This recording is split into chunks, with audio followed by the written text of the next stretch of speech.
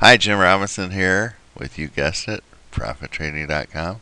Please visit my site for free trading information.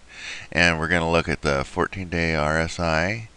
And peak momentum reading is almost always made ahead of the price high, which is very important information as it tells us the price high is not yet in for sugar.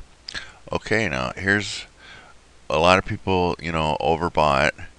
So they would think, and especially with this price action here, they would think sugar's at a top. But here's the way I look at it. When the market hasn't made a divergence and it's extremely overbought, that usually means that there's going to be follow through to the upside. So like if this bar here came in and the market was making a divergence, that would probably turn me bearish on sugar. But since this bar came in as RSI was making a peak, and this was probably like an 80 or 90 reading. Well, look, it might have been a 90 reading on sugar, so that is extremely overbought. And that extremely overbought with no divergence usually means there's going to be follow through. And that's just what I was kind of predicting on this sugar chart. Matter of fact, I think we had a call option at the time in my premium newsletter. So I was expecting sugar to, a lot of times the momentum peak will come roughly halfway through the move.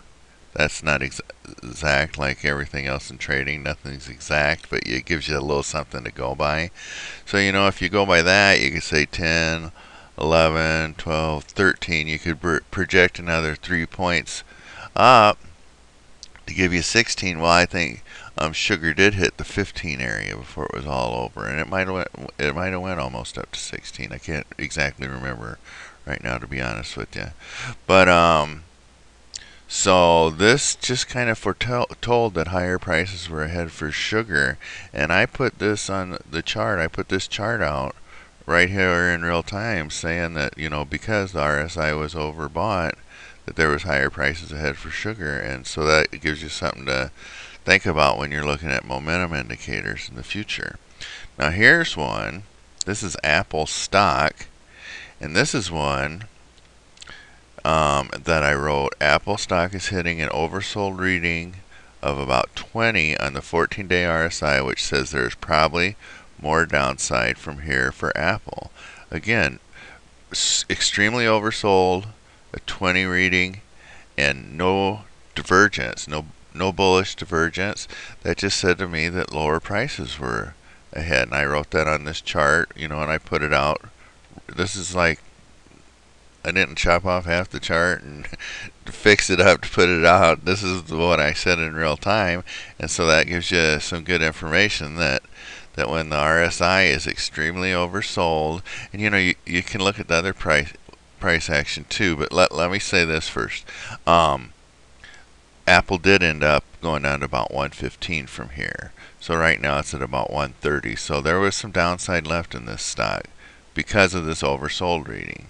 But again, you gotta go by price action, because it just put in a bearish divergence up here, and this looks like it could have been a top.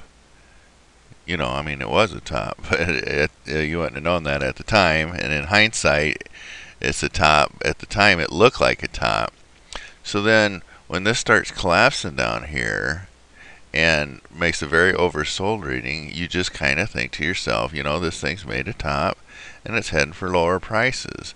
Again, you could be wrong. On all this stuff, you could be wrong, but that's how you trade. Then, maybe depending on whatever system you are, if you could have put in a little sell stop here and a little buy stop here and taken a little nibble on it, or maybe you would have got in over here somewhere. This looks like a triangle pattern, and it gives you information that you use to go with your other trading entry points and trading systems and things to make decisions. And then after you make the decision on your technical analysis, you still have to put in the stop, because you can always be wrong. I hate to always say that, but that's just basically the way it is. You got to always be prepared to be wrong every time. So I better wrap it up, because these videos can only be so long on YouTube. And I just want to say thank you very much and have a great day. And this is Jim Robinson from ProfitTrading.com.